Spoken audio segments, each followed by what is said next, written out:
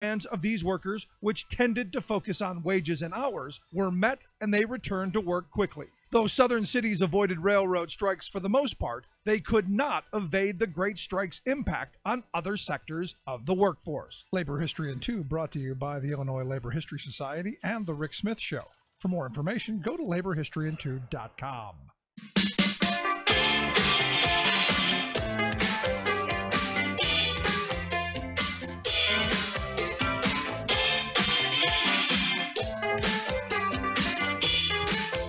So the word of the day, cash.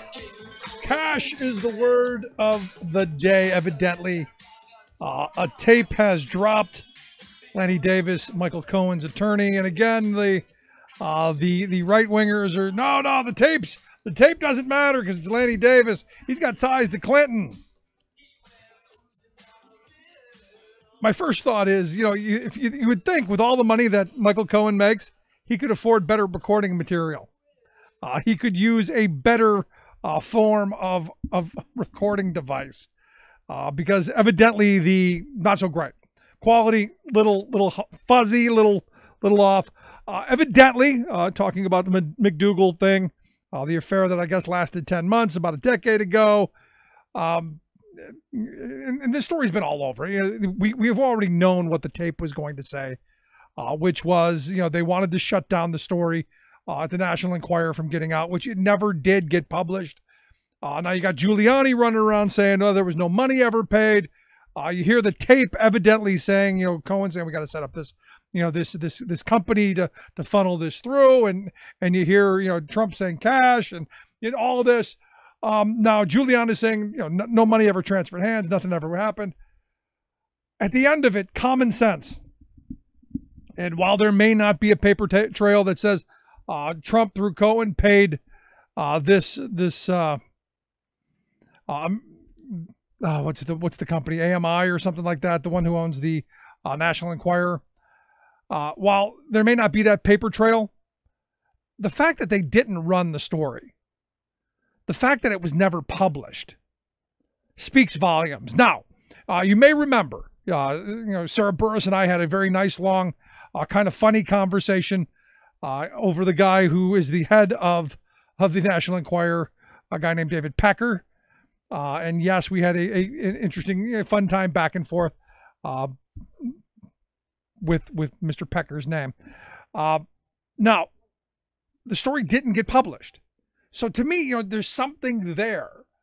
The fact that the story did not get published, and it was a salacious story. This was what the National Enquirer, this is what it's meant for. This is why you have the National Enquirer. Because inquiring minds want to know. Who's stooping who and who's, cheating on who with who. That's the point of that rag, other than, to sit at the bottom of a birdcage. I'm just kind of wondering, how it didn't get published. Other than there was some quid pro quo outside of the cash. Now, of course, you've got Trump's lawyers saying, no, there was no green cash. No, there was no money that changed hands. It's not how we do business. So is there another way you pay off a porn star to not, or to pay off a rag of a newspaper to not report on your client's extramarital affair? I just want to know if there's a different mechanism for that to happen. So there it is. We have a tape. And look, there's going to be more. This kind of tells me that Cohen's, feeling a little jilted. You've got Davis who's telling him, hey, you can save your skin. And a little bit earlier in the chat room, Jelly Roll Blues had really probably, one of what was kind of a joke, but not really. Where he writes, do you know the White House is becoming very friendly now? They're all running around saying, pardon me. Yeah, this is where Cohen was. He was looking for a pardon, and evidently he believes not on the horizon.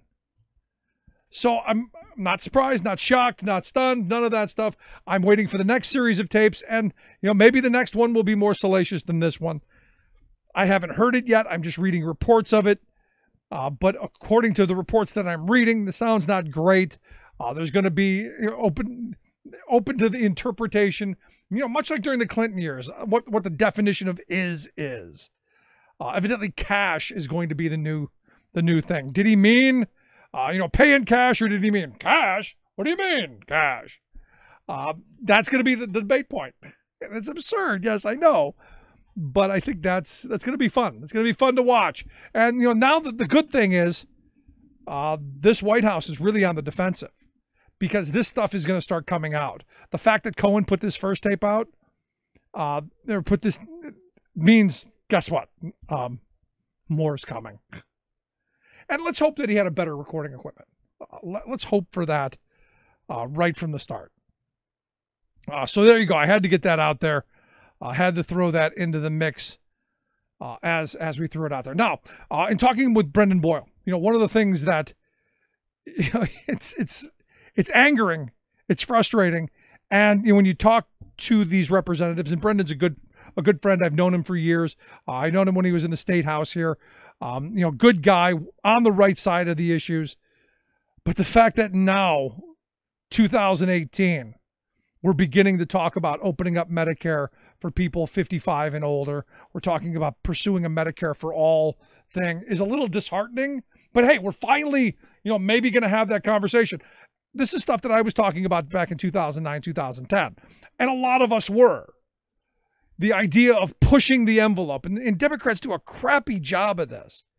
I often said that Republicans start off by going, you know what, we want to cut off both your legs. And you go, and a Democrat would go, no, not both of them. How about we just give you the foot? Or how about just one leg? Or, how about just a foot? And the Republicans would go, oh, okay, we'll take that. And 6 months later, they come back, no, we really want both legs. Well, how about just up to the knee?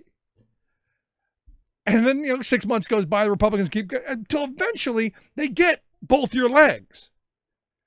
It's just a lot slower of a process. And Democrats are going, no, we'd like to keep the knee if we could. It's just how badly they negotiate. And the minimum wage, we talked about this yesterday, is a perfect example. Here in Pennsylvania, and in a lot of states, Pennsylvania is not unique to this. Here in Pennsylvania, the first thing that came out, the fight for 15 was already raging on for a couple of years. So Patty Kim, one of the representatives here, comes out with a bill for 1010. And, all the labor people are going, yeah, 1010, we're going to push for 1010. And I'm going, what the hell are you talking about 1010? 1010 is what you'll settle for. Demand the 15, settle for 1010. If you start at 1010, what do you settle for? You settle for what Scott Wagner, the Republican, proposed, which is 875, which isn't really a raise. If you're going to raise the wages, at least make people's lives better. Because this is where the Republicans are right. At $10 an hour, you're not making anyone's life better. All you're doing is changing and shifting how people are making a living. And let me explain. It's pretty simple. If you're making minimum wage now, there's the earned income tax credit. You get an extra little bump at the end of the year when you file your taxes. We throw you a couple of grand, say, here, thank you. You get heating assistance, you get food assistance, you get rent assistance, you get school lunch programs. There's a ton of programs out there to help you exist. Granted, you have to know how to navigate the system and be really good at dealing with bureaucracy and bureaucrats and constantly on it. It's a lot of work, a lot of time, because look, being poor is really, really expensive and really difficult. So at $10 an hour, you're just doing away with some of those programs. No more food stamps, no more heating assistance, no more any of that stuff, to where now your life isn't any better. And I've been saying, make people's lives better. If you're going to pursue it, make their lives better. $15 an hour is what we should be pushing for. 15 and a union with a cost leveler. And index it to what inflation is. And, oh, by the way, there's also the negative part. And Colorado showed us that in 2009 when they actually clawed back a little bit of the minimum wage. So as inflation goes up, wages go up. If it goes down, it goes down. Seems logical on a certain level, right? To where over the next 20 years, if we never raise the minimum wage again, it automatically raises itself to keep up with inflation so people's lives don't get worse. In 2006, When Pennsylvania passed the minimum wage here, up to $7.15, $7.15, nothing in between. I still remember the chant. Their lives got better. That was a pretty good bump. But, it took 3 years to bump it up another 10 cents. And here we are now, another 9 years, today, nothing. Completely eroded by inflation. And Democrats still saying we need 10, or now I think the latest one I saw here in Pennsylvania was 12. We're going to push for 12 and settle for 10. Please, Democrats, take a lesson from the Republicans who are willing to burn the house down to get their want. They will take both legs. If they want it, they're going to get it. Learn to negotiate a little bit better, please. Set out for the extreme and settle for what you'll settle for. Don't start off for what you settle for and then end up with half of what you wanted. Common sense. Come with us. Come, we can help you. We can help you. Going to take a quick break. When we come back and talk a little bit about voting rights, I'm going to talk a little bit about how we get minority voters out to the polls and open up access and all of that stuff. Quick break, right back. Stick around. You're listening to The Rick Smith Show. We're working people. Come to talk.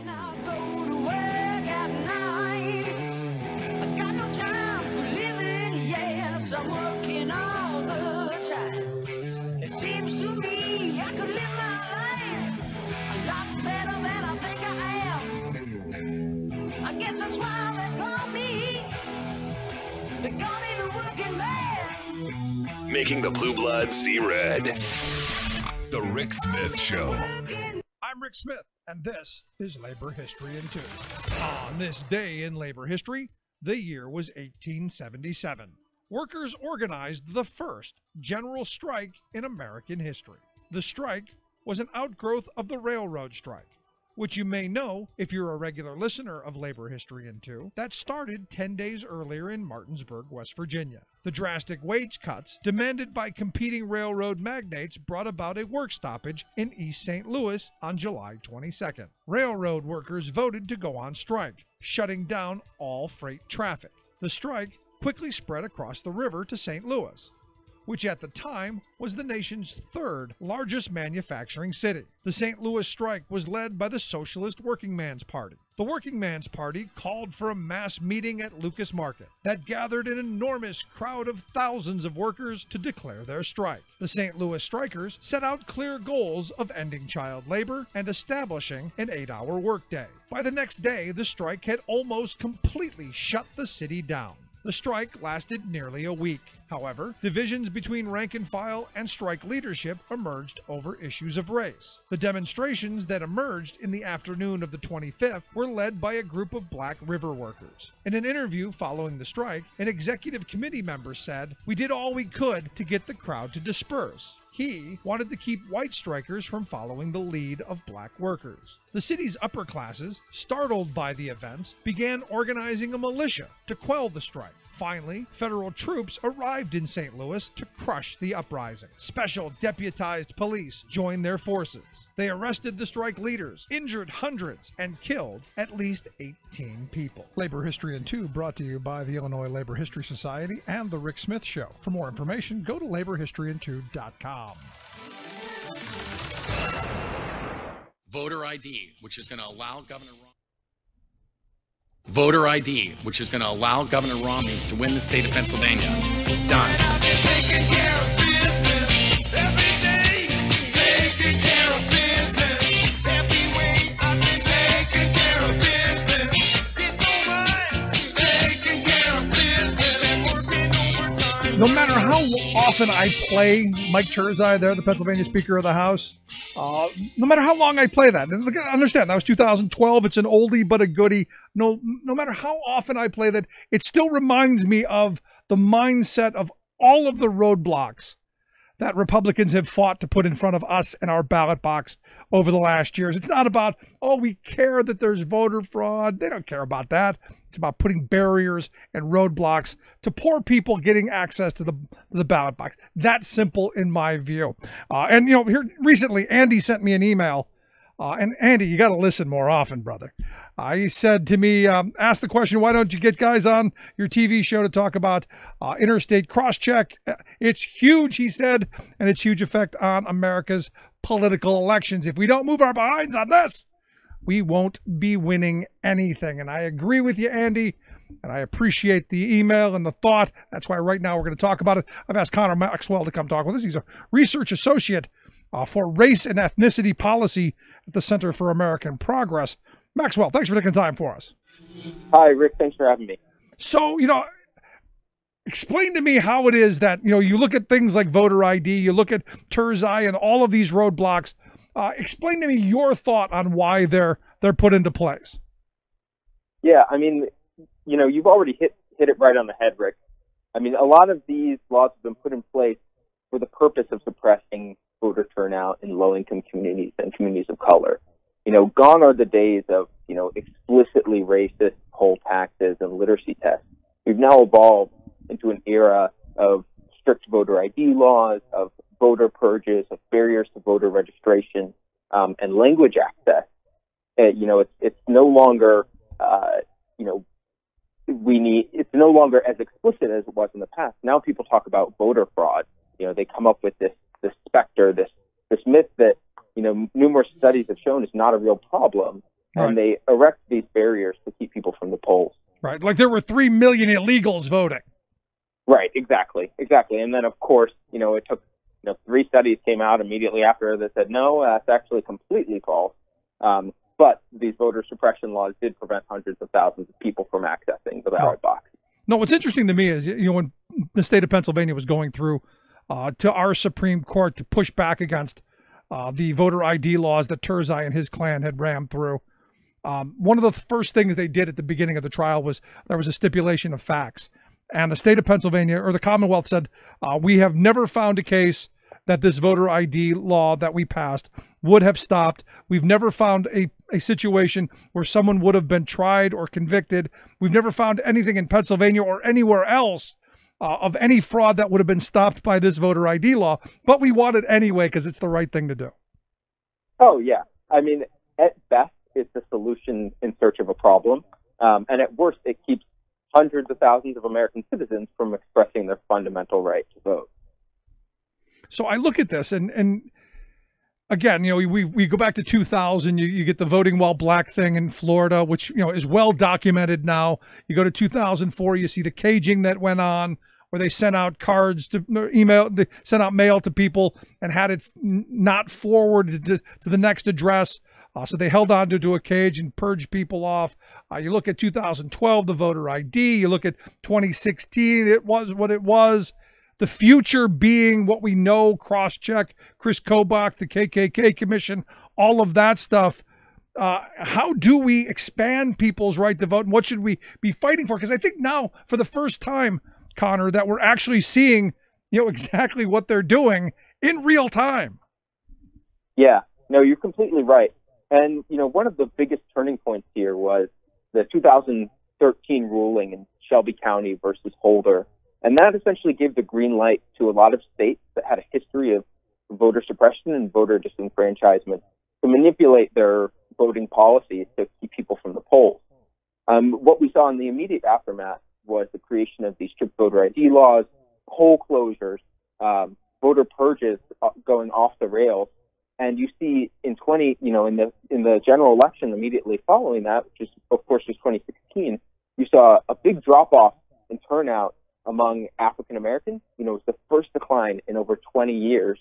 You saw, these tremendously low rates of turnout among Hispanics and Asian Americans and Native Americans, 10, 15, 20 points lower than their white counterparts. Well, there's a good explanation for that, Connor.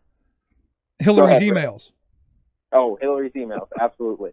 Nobody turned out because of Hillary's email. Everything comes back to the emails. Yeah. No, but I mean, it's a huge issue. It hasn't gotten a lot of attention, which is why, over the past few weeks, I've been working on this column series outlining 5 ways to increase voter turnout in each of these, racial and ethnic minority communities, beginning with Asian Americans and working my way to African Americans last week. Right. And for me, if I could just outline the seriousness of this problem, the public opinion researchers over at Latino Decisions are out with a new poll today, and it's terrifying. They asked over 2,000 eligible voters a series of questions about their stances on different policy issues, and one of the questions they asked them was, on a scale of 1 to 10, how likely are you to vote this November? And while 61% of white respondents said yes, absolutely, I will vote, just 55% of black voters said they would turn out. Less than half of Hispanic, Native American, and Asian American eligible voters are planning on turning out. And this isn't just a problem with with responsiveness to government. This is a threat to our democracy. If we want to have a robust and accountable system, we need people to turn out at equitable rates. No, I agree with you, but I can also throw the poll out there. That the 18 to 29 crowd, the last series of polls I saw were like 28% of them were certain they were going to vote. So we know there's a problem. But why is there the problem? Why is it the way it is? Because look, I'm a guy who's voted in every election since I've been eligible. There is 100% chance, unless I'm dead, that I'm voting in November. I don't understand why every citizen in this country doesn't have the passion to go to the polls like I do. And whatever roadblock you put in my way, I am going to go through if I have to get my access to the ballot box and have my voice heard, or, however you want to put that. I don't understand why other people aren't that way. Yeah, absolutely. And I think a lot of people feel that way, Rick. I mean, I'll say two things. The first is it can be tremendously frustrating to make the effort to go and register, figure out your child care needs and stand in line for an hour to vote, only to find out that your government-issued employment badge is not sufficient photo ID and be turned away. And that's really hard to get over that hump and go back again the next time. I'll also say that for a lot of folks who turn out, and I'm specifically thinking of African Americans, they turn out at consistently high rates, but elected officials still aren't responsive to them. They're not taking the time to invest in comprehensive and consistent outreach in these communities. In the Hispanic community, where 1 in 3 eligible Hispanic voters is limited English proficient, you're not having campaigns that are investing in Spanish language advertisements and Spanish language polling, going into these communities and speaking Spanish and really riling people up and asking them about the issues that concern them and crafting platforms to be responsive. So some of this apathy also occurs naturally because of these campaigns' failure and the politicians' failure to represent people. Right. Well, let me ask you the other side of this, because you look at how badly, like Pennsylvania is one of the more gerrymandered states in the country. You look at North Carolina, a very gerrymandered state. Is that a big part of this? Because, you look at how they've packed different districts to where, you have African-American districts, or you have Latino districts, or you have predominantly white districts where they've got it down to a science on who they choose to vote for them. Could that play into this? Oh, absolutely. I mean, I think that Americans are well aware now that it's politicians picking their voters rather than voters picking their politicians. And that's especially true in communities of color, where these communities are packed and cracked into districts to, diminish their power and thus diminish their voice in the halls of power. So gerrymandering is a huge part of it. It definitely needs to be addressed. No, I mean, it's one of those things where you just, it's mind blowing to me that it's gotten as bad. But but there would be the other argument to this, Connor, that it's always been this way. This is how the game's always been played. It's no different. You need to man up, Connor. You need to persevere. You need to move on. Yeah, I mean, I would say to that person, why don't you go and tell that to a Gwich'in in Native Alaskan whose family has existed in what is now America for hundreds and thousands of years? Why don't you tell that person that they should just, figure out a way to get to the poll, even though they don't even, speak and read and write English? Yeah, good point. Well, they should learn the language. That would be the other argument. Because, and I got to tell you, I'm kind of tired of that because we know how generationally things work. I mean, it was the same way when I was a kid. You saw, different immigrant groups come in. The first generation never really spoke the language. The second was bilingual. By the time you got to the third generation, they didn't understand what the first two generations were saying. It's just the path that we've taken in this country. Sure. I think there's some truth to that. What I'll also say, though, is that, there is no official language in the United States of America. And, you could actually make an argument that the official language should be one of the native indigenous languages here. But beyond that, we have the technology now to translate, very quickly into thousands of different languages. No American citizen should be denied access because they're limited English proficient. If you're Navajo, you've existed in this country, longer than the vast majority of Americans. You should not be forced to learn a new language, a foreign language, in order to express your right to vote. You're an American citizen. You were among the first people in this country. Yeah, I'm with you. But, at the end of it, the mob kind of rules. And a couple of things, because I did want to hit a couple of your ideas. Because, as you point out, we need to eliminate some of these strict voter ID laws. How would you want to see things done? I mean, when I registered to vote, and I remember this, I was able to take an electric bill that had my name and address on it, and I was able to go, this is who I am. And now, granted, this is a long time ago, well before 9/11 and all of the craziness that's come after it. But, what would you see as sufficient documentation so that people would be able to say, this is who I am, or does that not matter? Personally, in my opinion, Rick, there's no reason for voter ID laws at all. Voter fraud, as we've talked about, is how do you register rare. people then? Because we agree the voter ID laws are ridiculous. Sure. They're very stringent. Sure. And we know that it's ridiculous. I look at my grandmother, who was 86 years old before she passed. Her driver's license had been expired for 15 years. She didn't have a valid form of ID, but went to the same poll forever. How do you make sure that those people are able to register? Because we've decided that everyone has to register. What does that look like in your world? Right. Well, in my opinion, one of the great solutions for these barriers to registration is automatic voter registration. If you go to a DMV or you go to, a public benefit agency, or you go to the Indian Health Service, and you have any sort of interaction with your government that requires you to provide some information about who you are, you should be automatically registered to vote then and there. And whatever it took. I've thrown out the idea that what we need to do is because when I was 18, I had to sign up for selective service. I don't know if you had to or not. Yep. But at that very moment, I should have been registered to vote right then and there. Oh, completely. Absolutely. There's no reason why you should have to jump through all these hoops to register to vote in this country, when we have all of these computer systems and advanced ways of categorizing people. If you register for selective service, absolutely you should be automatically registered to vote. Yeah, it just makes sense. Now, the other thing that I think is ridiculous, and this came out a lot in 2004. I grew up in Cleveland, Cuyahoga County. It's predominantly an African-American county, especially when you get to the east side. When I saw the number of poll closures and the allocation of resources in that area, to me, the first thing I said is, that's how they're rigging this. There's no reason someone should have to stand in line for 10 hours to get the vote. This is also part of it, right? Oh, absolutely. Absolutely. In this day and age, nobody should have to be waiting for more than a few minutes to go out and vote.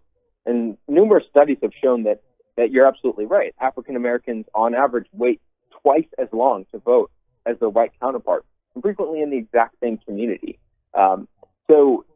It's a huge issue. There's a civil rights organization called the Leadership Conference on Civil and Human Rights, and they did this comprehensive report in 2016 where they looked at southern states and poll closures. And what they found was just horrible, really disgusting stuff. Hundreds of polling places were closed. You had certain counties that went as far as to take polling places out of black churches after elections where they turned out at high rates. Really, insidious forms of voter suppression. Poll closures, especially systematic poll closures should not happen in the United States. Yeah, I mean, to me, there's got to be a better way of having polling places than we have as well, in my view. But the idea of just playing musical polling places is ridiculous. And as you pointed out, I mean, the reality is it's to confuse, it's to make people show up at the place where they thought it was, and then they throw up their arms and leave. You're right on. Let me ask you about this cross check, because I've had Greg Palast on the program a number of times talking about why, and he's been on this for a very long time. In fact, he's the guy who broke the voting while black scandal down in Florida in 2000. We now have a president who appointed a commission at one point with this Chris Kobach to go and throw people off the voting rolls. And as Greg explained to me, if there's a Rick Smith in Pennsylvania and a Rick Smith in Ohio and a Rick Smith in Indiana, they send out a letter and throw all three of us off the voting rolls because, hey, we're the same person. Yeah. Oh, my gosh. Rick, the interstate cross-check program is one of the biggest travesties that's happened in this country in a long time. And unfortunately, the Supreme Court this year ruled in Husted versus A. Philip Randolph that this sort of discriminatory purging was totally fine. And for your listeners who don't know about interstate cross-check, what it essentially allows states to do is, like you said, they match people by first and last name, and if there's a match across state lines, you're flagged as a suspected double voter. If there's a Rick Smith in Florida, your state might say, well, Rick Smith from Florida is planning on voting in our Pennsylvania election, and we just can't have that. It really ends up targeting a lot of people of color who might, have more common last names. I'm thinking for the African American community, people with the last name Jackson or Washington, people in Hispanic communities with the last name Hernandez or Gutierrez, who get flagged like crazy. I mean, African Americans in cross-check states, 1 in 9 residents are flagged as potential double voters. Wow. And that puts them at huge risk of just being struck from the rolls without notification, and they show up and they're told, oh, well, you were suspected of voter fraud, so you've been tossed. You have to figure something else out. And the right-wing talking point to that is, there are 3 million more voters on the voting rolls than eligible voters. And you go, yeah, have you ever heard of people dying? Right. Absolutely. And just because they're on the voting rolls, just not to cut you off, doesn't mean they actually voted. Yeah. Yeah. It's so true. I think that there's this, and I honestly, I don't think that a lot of these advocates for voter purging actually believe that voter fraud exists. It's all disguised to, keep people of color, low-income people away from the polls. But, one thing I would tell them is that, just flagging someone by their first and last name is an idiotic way of maintaining registration lists. If you want to get if you really want to maintain your list and keep them clean, there are ways to do that. But come on, in the 21st century, you're going to take me off the rolls because someone across the country shares the same name as me? Yeah. I mean, it's crazy. I mean, but understand, and I think we both understand. It's not about keeping the lists pure. It's not about, the sanctity of the ballot box. It's not about, keeping illegals from voting. It's about keeping those people away from the polls. But let me ask you this. We've been talking a lot about African Americans. How does your idea and how does what happens in voting affect other minority groups? What are the other barriers outside of what we've laid out for them? Sure. So, for Native American communities, a big factor is distance. There are a lot of American Indians who live on reservations, a lot of Alaska Natives who live in remote villages where they're very far away from polling places. We talk about poll closures, folks who have to travel over an hour just to go vote. And there are a lot of folks who don't have cars or they don't have licenses. They have to rely on other people to drive them out to the polls, which can be difficult. You have some states that have adopted these mandatory vote by mail policies where you have to vote by mail. And while vote by mail is, a good option that people should have available to them, if you live an hour away from the nearest P.O. box, then you're in trouble, right? You might only be checking your mail once a month, and you might be missing all sorts of registration deadlines and filing deadlines, and essentially disenfranchised. So, we really need to be thinking about addressing the distance issue for American Indian and Alaska Native communities. One solution is to create so-called satellite polling stations.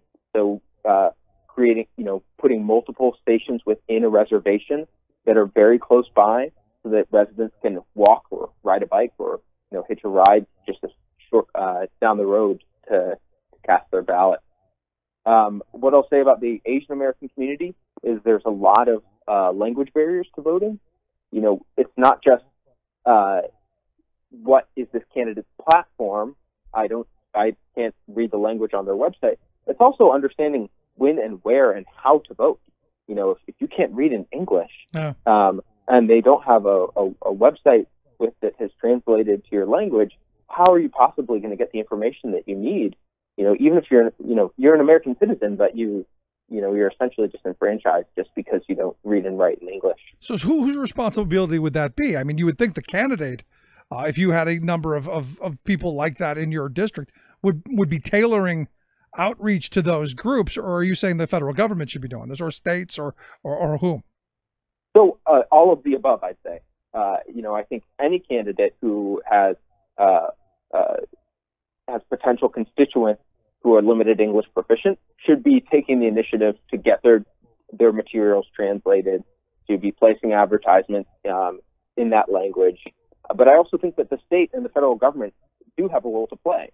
And there's a section in the Voting Rights Act that requires certain jurisdictions to translate voting materials. But the threshold for that is actually quite high. And so what I'd recommend is that states, localities take the initiative and say, listen, we've got a pretty large Cantonese population in our jurisdiction, and they don't meet the federal threshold, but it's not going to be very expensive to just translate these materials on how and where to vote into this language. So let's just go ahead and do it. We're expanding the franchise. We're promoting democracy. We're living up to our values as Americans. Yeah, that's because you want everyone to vote. And I always go back to the Paul Weyrich quote of, we don't want everyone to vote because our leverage goes up as the voting populace goes down. That has been the right-wing mantra since Weyrich uttered it back in 1980, and it's been their guiding principle ever since. Where I think we on our side of the aisle would like to see everyone vote. We want to make sure that everyone has an opportunity for say in this wonderful experiment of self-rule. The other side, not so much. So last question I've got for you: what can folks do? What's the marching order out of this? What do you want people to walk away with? Sure. Well, first and foremost is just knowledge. I think that there are a lot of Americans who don't understand that our democracy is under attack.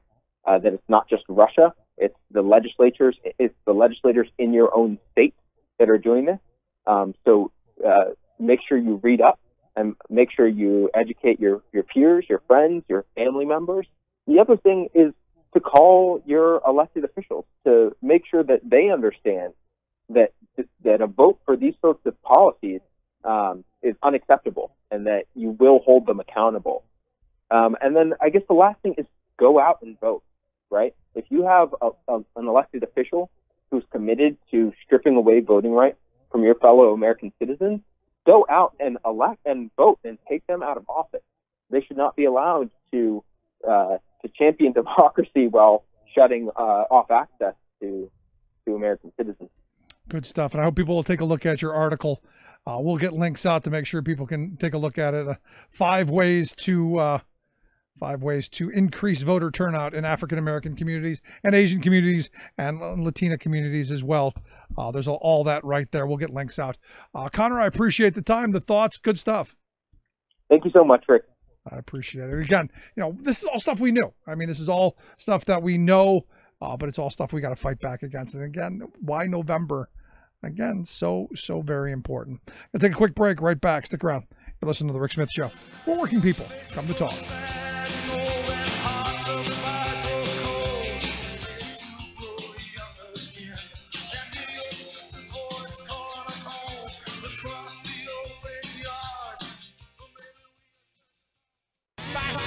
Remembering that united we bargain, divided we beg. Rick Smith. To this battle, take my Union gun. Gonna end this world of slavery, for this war is one you're bound to lose. You fascists Yes, got to stand up, fight back, protect that right to vote while we still got it. And look, it's amazing to me. People still send me emails going, "You think they're going to suspend the election in November?" Even the fact that someone would ask that question and be serious about it means that things are very, very serious and scary times. Which is why right now, while you still have it, make sure you are registered to vote. Make sure you are ready to get out and vote, and make sure on November 6th you go out and march to the polls and vote. The next couple of days we're going to be off, going to Alaska. Going to meet with our friends in Teamsters Local 959. Going to go out and speak at at their big event. The thing I love about this is you get to see other areas. You get to talk about people with different areas with different problems. But oddly enough, they seem all the same. Working people are struggling to make ends meet, and it's the unions who are out there fighting every day to make sure that people can have a better way. And that's going to be my message. Look, at the end of the day, tell your story. Stand up, step forward, speak out, and push back. And I look forward to getting back. I'm going to enjoy things. I'm going to have a good trip. I'm really looking forward to it. Alaska is one of those places that it's always been on the list of want to go to, so I'm excited. Thanks so much for tuning in. If you missed any of today's program, thericksmithshow.com. Over the next couple of days, you're going to be seeing TV programs. We're going to be running our TV programs as best of. You're not going to want to miss those. Thanks so much. We'll see you when we get back. You've been listening to The Rick Smith Show. Together, we can make America better. Email rick@thericksmithshow.com or interact with us anytime at thericksmithshow.com. Until next time, this has been The Rick Smith Show, where working people come to talk. It's coming like time, flood beneath the moon.